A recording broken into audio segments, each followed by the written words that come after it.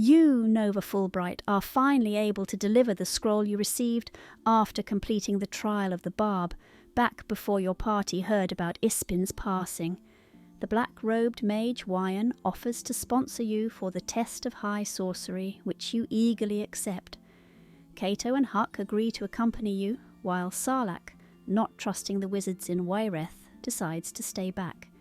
You three are teleported to Wayreth Forest, where Nova's test begins. As Huck and Cato step into the forest, a heavy lethargy descends upon them, their limbs resisting movement, as if burdened by the potent magic saturating the air. Their minds too become foggy, thoughts muffled by the arcane energies. Strangely, you remain unaffected, your steps light and purposeful amidst the mystical haze. The trees before you part to reveal a clearing bathed in moonlight. A group of small fairies dance in raucous merriment, feet stomping along the edges of a symbol carved on the ground. You stand back and let the fairies continue. In a blink of an eye, the clearing vanishes along with the fairies and mysterious symbols. Before you stands imposing gold and silver gates. The Tower of Wayreth looms above your head. You enter the courtyard and see a nervous half-elf woman, Kyrian, in ratty apprentice robes. You share a moment of sympathy with her before proceeding through the tower's large wooden doors. After a night's rest, you proceed to your interview with the High Mages, where you openly declare for the white robes. They escort you into the Hall of Mages, where you admire the history of the past mages.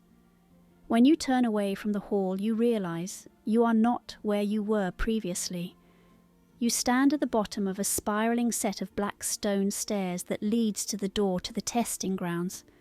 The damp softness of the forest floor turns to sand. In a blink of an eye, you are standing at the bank of a river. Before you can say anything, the ferryman ushers you onto the boat, pushing off from shore. Cato convinces the ferryman to let him take control of the boat and steers towards a dim cave. Surrounding you are stone statues of people, each perfectly preserved in life-like poses. You try to sneak to the other side and find a locked wooden door. Huck sees something shiny in a nest full of large white eggs, but at the same time Medusa notices you. She tries her petrifying gaze on you, forcing you to close your eyes. Cato leaps forward to engage, and you both are able to take her down. Huck secures the key to the wooden door, and you proceed into the shadowy woods. Your feet brush the edge of an arcane ritual carved into the ground. At points of the pentagram stands 3 Bacali, each wearing ragged robes. Recalling how the fairies danced, you know how to destroy it quickly and efficiently.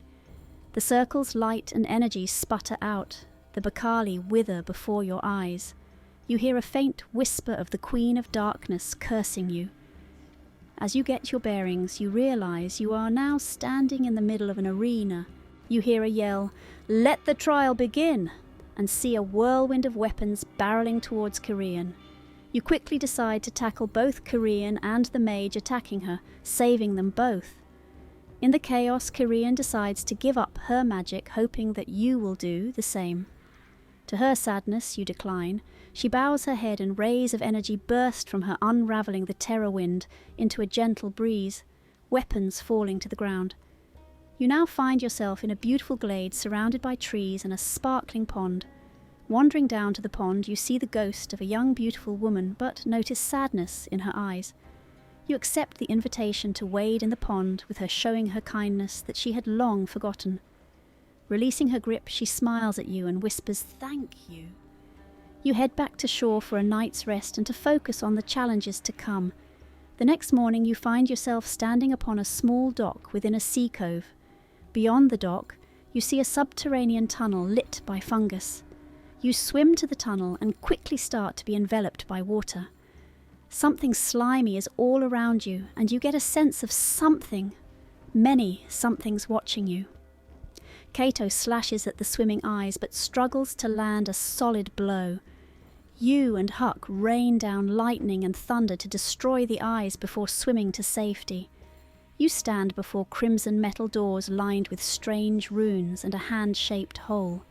You cast Mage Hand and order it to fit in the hole.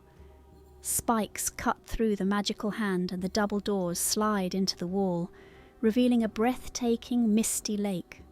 Upon the bank rests an old gold dragon lying beside its hoard of treasure. You accept a potion of reprieving winds from the mighty dragon. Failing on an attempt to cast a powerful spell to keep an eye on you, the dragon dismisses you so it can rest. You find yourself in a familiar glade, but some terrible calamity has turned all life here to ash. You set up camp near the pond and find a blue rose resting upon its bank. You wake from your rest enveloped in a silvery mist. When the mist fades, you stand within a thick, fire-touched forest. Before you stands a powerful gnoll mage with cackling spurt hyenas by its side. The epic battle begins. Each of you throw everything you have at the evil shaman, defeating it and completing your final test of high sorcery. You stand at the top of the spiraling set of black stone stairs. The white-robed Archmage congratulates you on passing your test and rewards you with robes of the Archmagi. Officially joining the Order of the White Robes, you are teleported back to Kalaman. However, the test did take its toll on you, forever changing you in subtle ways and a lingering reminder of the power you hold.